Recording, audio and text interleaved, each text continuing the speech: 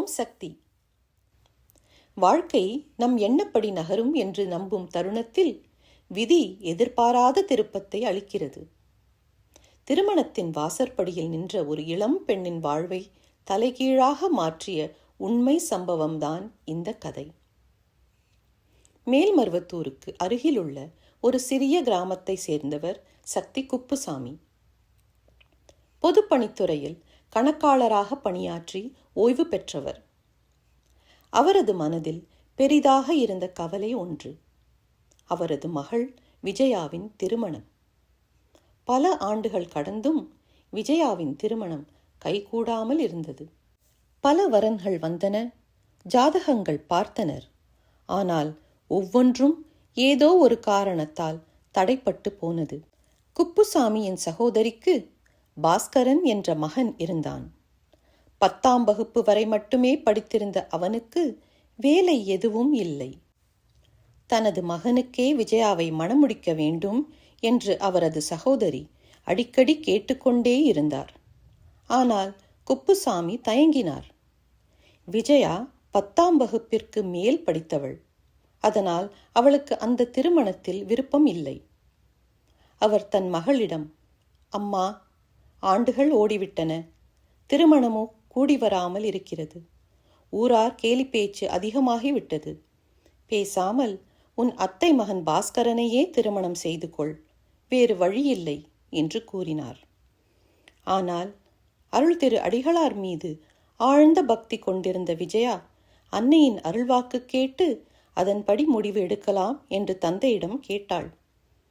மகளின் நம்பிக்கையை மதித்த குப்புசாமி விஜயாவை சித்தர் பீடத்திற்கு அழைத்து சென்றார். 1983ஆம் ஆண்டு பலமுறை முயன்ற பின் இறுதியாக அன்னையின் அருள்வாக்கு கிடைத்தது. அவர்களை உள்ளே அழைத்தனர். அவர்கள் அன்னையின் எதிரே அமர்ந்ததும், அன்னை, உன் மகளை உன் சகோதரியின் மகனுக்கே திருமணம் செய்து கொடு, எல்லாம் நல்லபடியாக நடக்கும் என்றாள். அம்மா, அவன் வேலையில்லாமல் இருக்கிறானே, அவனுக்கு எப்படி கொடுப்பது என்று கேட்டார் குப்புசாமி. அன்னையோ, அவனுக்கு 1 வருடத்தில் அரசாங்க வேலை வாங்கித் தருகிறேன், கவலைப்படாமல் மனம் முடித்து விடு, உத்தரவு என்று கூறிவிட்டாள். இந்த வார்த்தைகள் குப்புசாமிக்கு புரியாத புதிராக இருந்தது. பாஸ்கரனுக்கு தேவையான தகுதிகளும் இல்லை, வேலைவாய்ப்பு அலுவலகத்தில் பதிவு கூட செய்யவில்லை.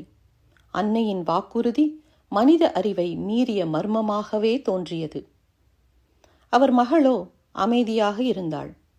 தன் எதிர்காலத்தை பற்றிய குழப்பம் அவளை ஆட்கொண்டது. உன் வாழ்வு நிச்சயமாக நல்லபடியாக அமையும் என கூறி அவளை அழைத்து வந்தார் குப்புசாமி.